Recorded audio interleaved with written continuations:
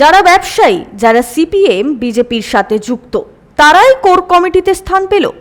তৃণমূল শ্রমিক সংগঠনের নতুন কোর কমিটি নিয়ে তৃণমূল কর্মী সভায় ক্ষোভ উগরে দিলেন ২ নম্বর ব্লক তৃণমূলের যুব সভাপতি রাজু সিং।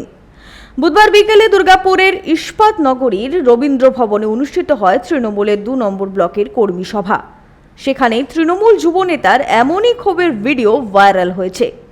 তিনি যখন মঞ্চে কথা বলছেন তখন ভিড়ে ঠাসা হল হাততালিতে ফেটে পড়ে।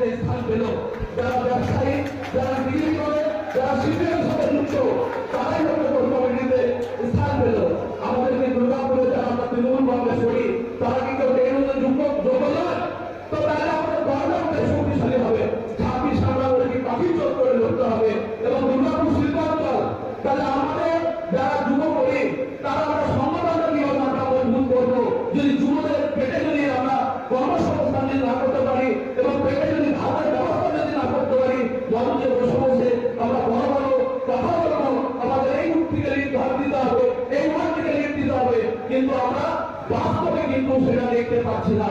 আমি নেতৃত্বকে বলবো, যারা মহেন্দ্রের প্রতি বিশ্বাস আছে, জানি মহেন্দ্র যেটা বলে সেটা করে।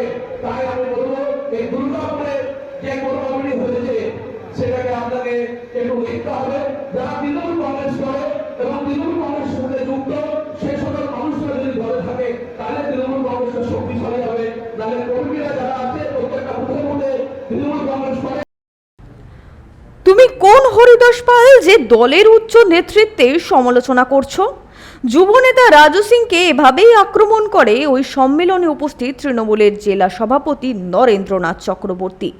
তার ভাষণে তিনি যুব নেতা রাজু সিংকে উদ্দেশ্য করে স্পষ্ট জানিয়ে দেন, দলের পদে থেকে দলের উচ্চ নেতৃত্বের এভাবে সমালোচনা করা যায় না।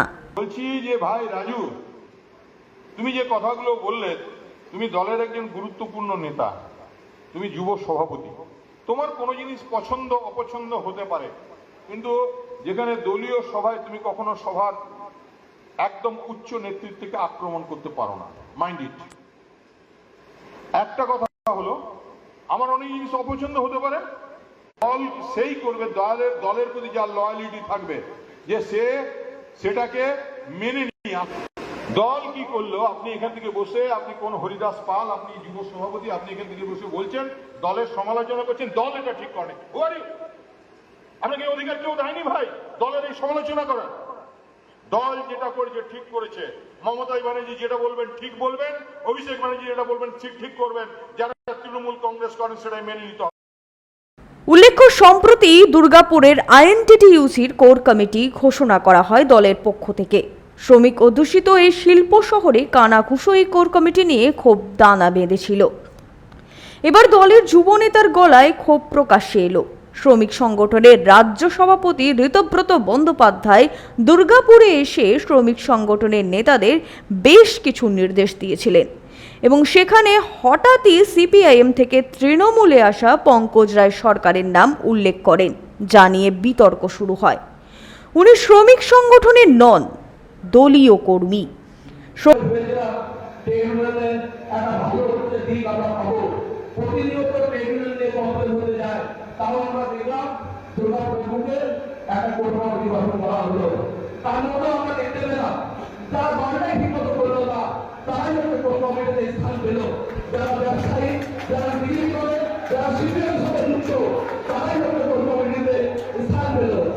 সংগঠনের রাজ্য সভাপতির এই বক্তব্যের পরই শহরের রাজনীতিতে নতুন করে বিতর্ক শুরু হয়।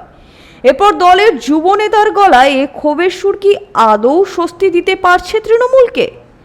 জেলা সভাপতি নরেন্দ্রনাথ চক্রবর্তী ড্যামেজ কন্ট্রোলের চেষ্টা করলেও এই ভাইরাল ভিডিওই আপাতত টক অফ দ্য টাউন। উল্লেখ্য, গত লোকসভা নির্বাচনে দুর্গাপুরের 43টি ওয়ার্ডের মধ্যে 33টি ওয়ার্ডেই পিছিয়ে ছিল তৃণমূল।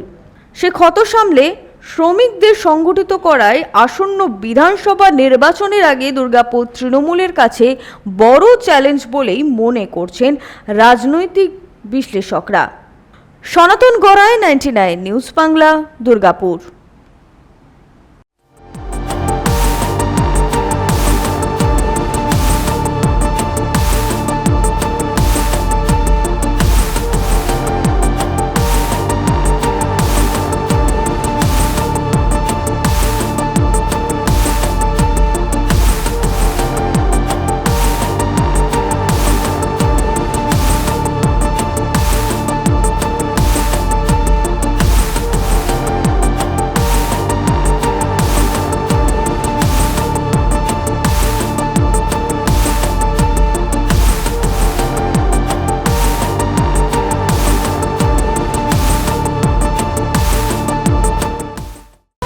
আপনারা দেখছেন 99 নিউজ বাংলা। বদলাবো আমরা।